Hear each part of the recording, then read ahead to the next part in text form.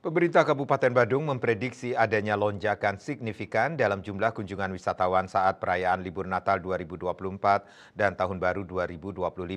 Berdasarkan data yang diperoleh Minggu 22 Desember, Dinas Pariwisata setempat mencatat jumlah kunjungan wisatawan setiap tahun terus mengalami peningkatan. Bahkan pada penghujung tahun ini, Dispar Badung memperkirakan jumlah kunjungan mencapai lebih dari 15.000 orang per hari.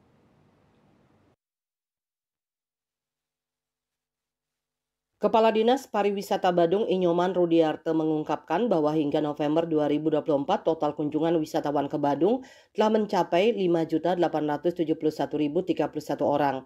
Angka tersebut sudah melampaui jumlah kunjungan sepanjang tahun 2023 yang hanya sebesar 5,3 juta orang. Menurut Rudiarte, peningkatan jumlah kunjungan terlihat dari hampir setiap bulan sepanjang tahun 2024. Misalnya, pada Januari 2023, jumlah kunjungan wisatawan tercatat sebanyak 340.000 orang. Namun, pada Januari 2024, angka tersebut melonjak menjadi lebih dari 433.000 orang.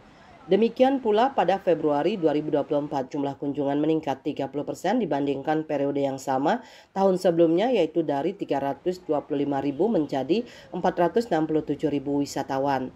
Meski demikian, Rudiarte mencatat bahwa bulan Juli menjadi satu-satunya periode di mana jumlah kunjungan tidak menunjukkan peningkatan. Namun secara keseluruhan rata-rata peningkatan jumlah kunjungan di tahun 2024 mencapai 15 hingga 20% per bulan. Memasuki Desember 2024, Dispar Badung berharap momen libur akhir tahun dan perayaan Nataru dapat mendongkrak jumlah kunjungan. Rudiarte optimis bahwa lonjakan wisatawan akan terjadi mengingat tradisi liburan panjang akhir tahun yang biasanya diiringi oleh aktivitas pariwisata yang meningkat. Bali Post melaporkan.